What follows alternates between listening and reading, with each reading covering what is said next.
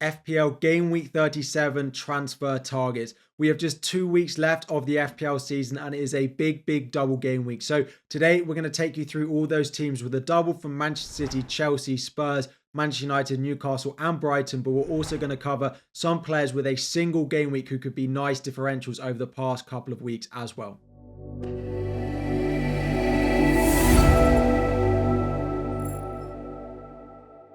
What is up everyone, FPL Harry here. Before we dive in, 1,000 likes is the aim, subscribe if you are new around here, and all the data taken from these videos is from the Fantasy Football Scout members area. So if you are interested in getting a membership, whether it's for the last few weeks, you're considering it for next season as well, the link in the description will send you there, and they will be doing Euros content as well for you. So the teams we're going to start off with actually are the ones without a double. We're going to start off with 3 teams that don't have a double that I still think have some really nice options between now and the end of the season. The first one, of course, is Arsenal. I think we talk every double game week about single game week players outscoring those with a double, and Arsenal is surely going to be them. Now, I've picked a few assets, but there are plenty more that you could consider.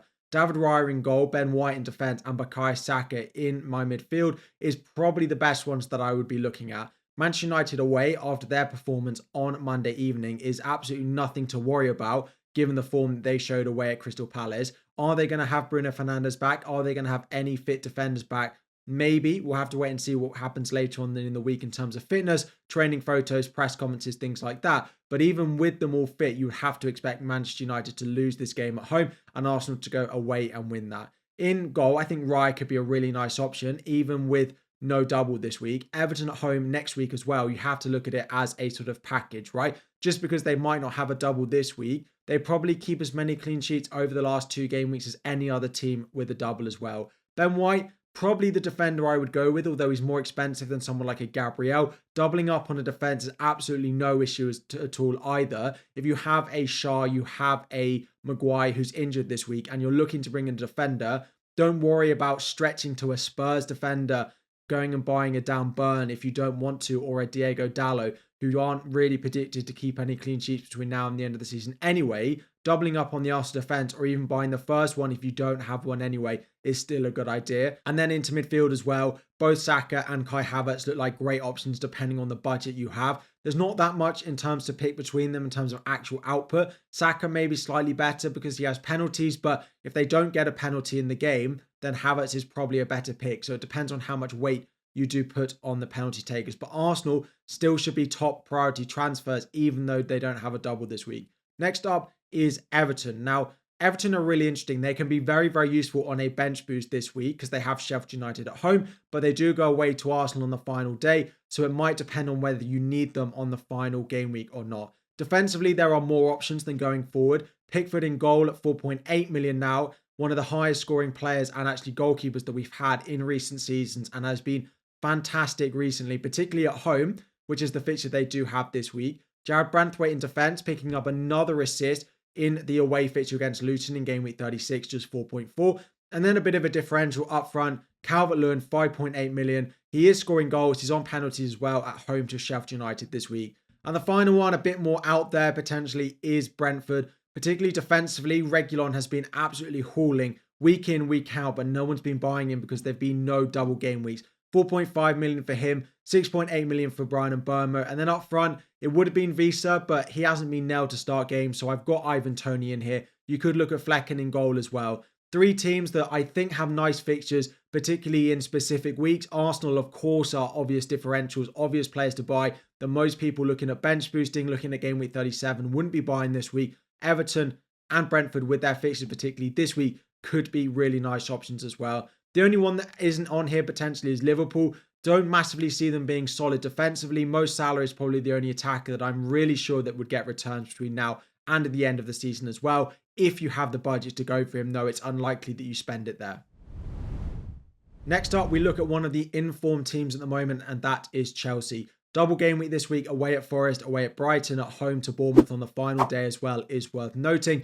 And a lot of people are saying that triple Chelsea is looking pretty essential now, but where should you be looking? Personally, I don't think we need to discuss Cole Palmer, and it feels like Jackson is making a claim to be pretty essential as well, given the form he's showing in front of goal and creating some chances for his teammates as well. Now, The dilemma is then up to you whether you go for an option in defense, in goal, or you try and triple up on the attack. The third attacker I think is pretty obvious, and that is Madueke. Still under 1% owned across all teams playing the game. Means he is a fantastic differential if you are chasing between now and the end of the season. And let's say Bruno Fernandes is out for the rest of the season or not likely to start in the double. Someone like Madueke could be a fantastic option. Very direct, looking to take on his man every single time he gets the ball, scoring goals, getting assists as well. Now, in defense, it's a little bit of a nightmare if you own Malo Gusto, because I'm not sure he starts both in the double. This new Chelsea system where Cucurella is sort of filling into midfield, playing a sort of back three, back four hybrid is not great for Gusto, because if Gusto comes in at right back, it would change Chelsea's system back and Cucurella will go back to the normal left back position, not that inverted role that he's been so good over the past couple of games. So if you own Gusto, I would keep him and I would start him, but I definitely wouldn't be buying new. If I was buying new, I'd buy Cucurella if you have the money, or Trevor Chalobah. But to be honest, if you have the money and you're looking to buy a Chelsea defender or goalkeeper, Petrovic is the safest route to go down. Cucurella might get a bit of rotation. He also might get some attacking returns, but Petrovic feels very safe to start every game between now and the end of the season. He's getting some save points, 4.6 million. Now, the next two games are both away. Chelsea are better at home, particularly defensively. So Petrovic isn't essential, but he is probably up there with the best goalkeepers in the game for the final 3 weeks with the fixtures that they do have. So Palmer, Jackson, Petrovic is the template triple Chelsea, but Madueke and Cucurella are really nice differentials if you don't want to make a goalkeeper transfer with just 2 weeks left of the season. Now, briefly to cover two teams that do have a double, that aren't really creating much hype, with many of us looking to talk about them, is both Manchester United and Brighton. Start off with Manchester United. After their performance against Crystal Palace on Monday night, most of us are actually looking to more likely sell their assets than actually buy them. Onana in goal could be good. They have 2 home fixtures. He makes some saves, but I don't expect a clean sheet between now and the end of the season. So both him and Dalot feel like luxury picks, if you can even call them that, based on not expecting massive points. If you need a defender, you've got triple Newcastle, triple City, triple Chelsea, triple Spurs, then maybe start looking at Onana and Dalot.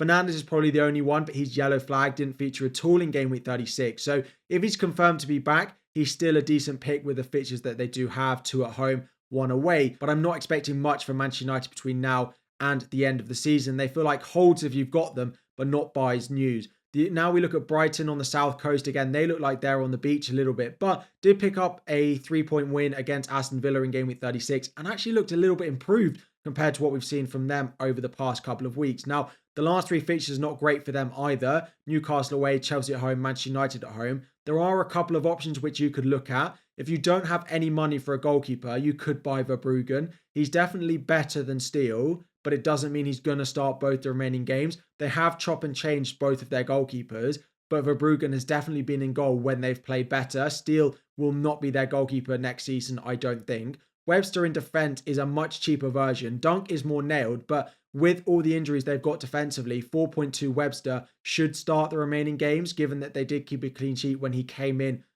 for the injured Van Heck in game week 36. And then you could look up front in João Pedro at 5.2. He did miss the penalty, but will likely keep them and is pretty nailed with the amount of injuries they've got. So there are some cheap options at Brighton if you're looking for funds and want a player with a double. Manchester United, they're not real buys. They're mainly just holds as well now.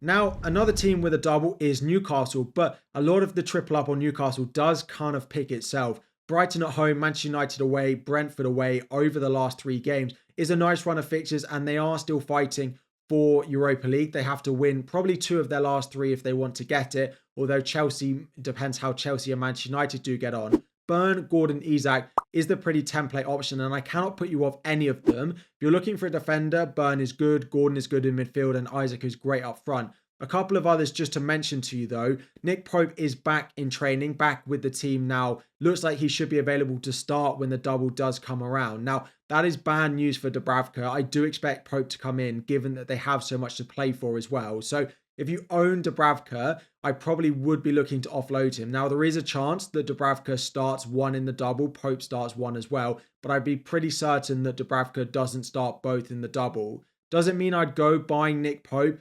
Probably not. I'd probably look to use your Newcastle spots elsewhere. But if you're not going to use your Newcastle spots elsewhere and you're looking for a goalkeeper, I do think Pope will likely start both in the double now. And the other one is Callum Wilson, looking at your third forward. I wouldn't pick him over either Erling Haaland or Isak up front. And I probably wouldn't pick him over Anthony Gordon either.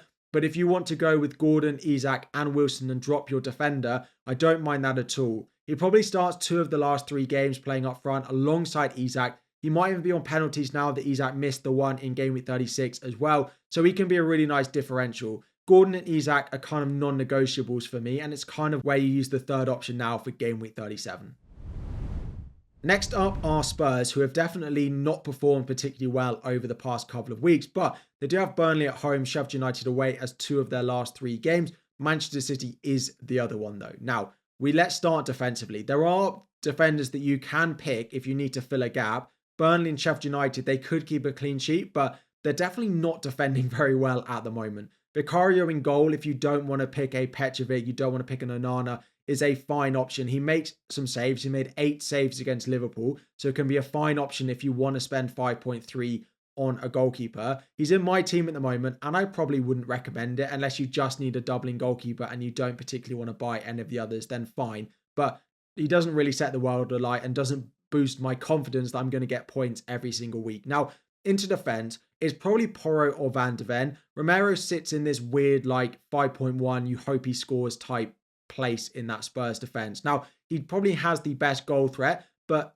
if you're not going to buy Porro, you're probably just going to save all the money and go to Van de Ven at 4.4. If you have Harry Maguire, Van de Ven could be a really nice option. If you're saving from Fabian Schär as well, Van de Ven could be nice. Now, Romero is better in front of goal, but how often do you actually expect Romero to score? And Porro is taking a lot of set pieces with Maddison not being nailed to start. So they're fine if you want to fill a gap defensively, but what you will understand from me is I don't have much confidence in any of the defenders playing with a double this week, particularly based on the fixtures, and a lot of them just playing against each other. A lot of these teams with a double play against each other, so trying to pick who keeps clean sheets is pretty difficult. Now, Vicario is fine, Porro's fine, Van de Ven is nice and cheap, and Romero if you get lucky with a goal. Most of us will be looking further forward. Son is in most teams, so I won't massively talk about him, but if you don't have Son, or you're looking to potentially replace Bruno Fernandes, Richarlison could be a really nice punt.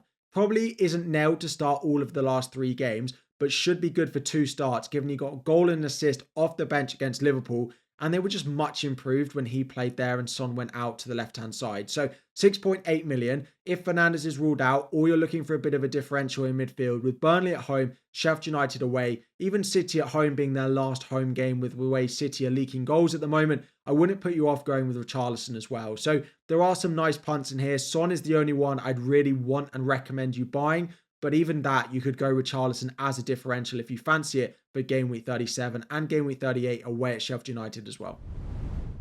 And finally, we talk about Manchester City. So triple up on them feels pretty clear. Fulham away, Spurs away, West Ham at home. If they win the last 3 games, they win the Premier League. Simple as that. And I think they showed against Wolves that they are in their groove now and they are wanting to win it. Haaland and Foden for me are non-negotiables. Foden is just not worth going up to De Bruyne. If you want to go with De Bruyne again, he is an addition on top of Foden. 2 million for De Bruyne on top of Foden isn't really worth it. It could be a good differential with De Bruyne being about 10-15% owned in active teams, with Foden being about 80-85% owned in active teams, but I'm not really sure it's worth the gamble unless you already own De Bruyne. Basically, just don't switch between them, right? Don't go from De Bruyne to Foden or Foden to De Bruyne. Just keep the one that you've got, probably. Haaland, non-negotiable. We saw what he's capable of doing. There's also been a picture today on Instagram of the Fulham players flying kites at training today, which seems so random, but it just boosts my confidence that they'll absolutely score goals over the next couple of games away at Fulham, away at Spurs, and then at West Ham, who've just conceded 5 to Chelsea, and Spurs, who are shipping goals as well. So if you want to go with the triple up on attack, I think they will score goals, and I'm not massively sure on clean sheets. Ederson, I definitely wouldn't buy. If you own him like me and you want to hold him, fine. But Ederson is absolutely not a buy at the moment.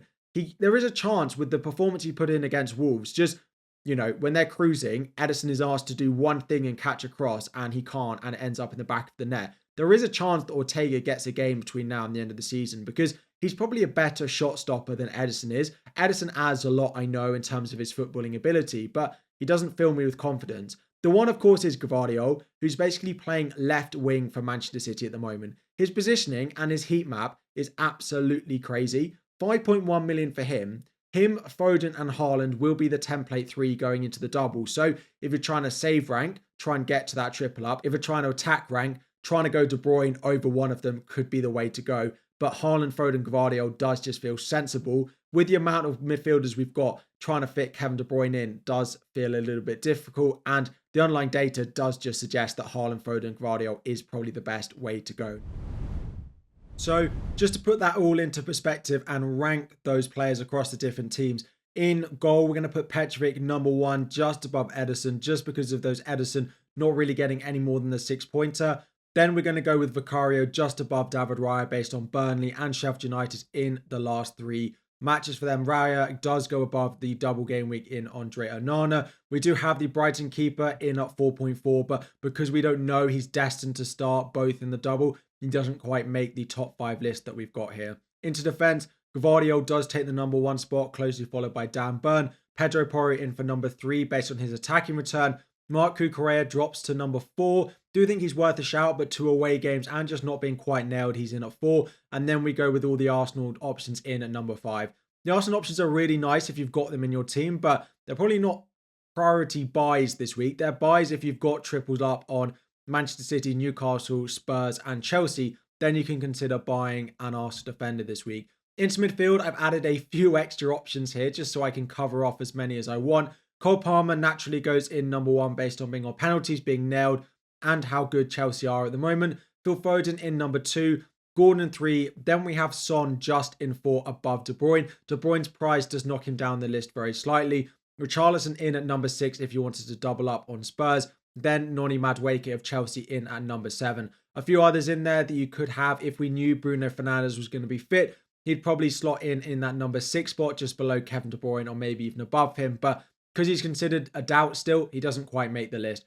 And then up front, we have Erling Haaland 1, Isak 2, Jackson 3. A punt if you want to double up on the Newcastle forwards with Callum Wilson number 4 and João Pedro, the cheapest option at 5.2, in at number 5. So those are all the players with a double, a few singlers to target in there as well, like Arsenal. Those are the rankings that we have of all those players. Apologies to those of you who left comments and questions on yesterday's video with all the incredible responses saying congratulations and everything like that. It's been quite hard to get through and answer many of the FPL questions. So I promise I'll do better on the comment section of this video and the videos left this week. Any questions you have about your team, drop it in the comment section down below. 1,000 likes at the aim, subscribe if you are new around here, and I'll be back again very soon.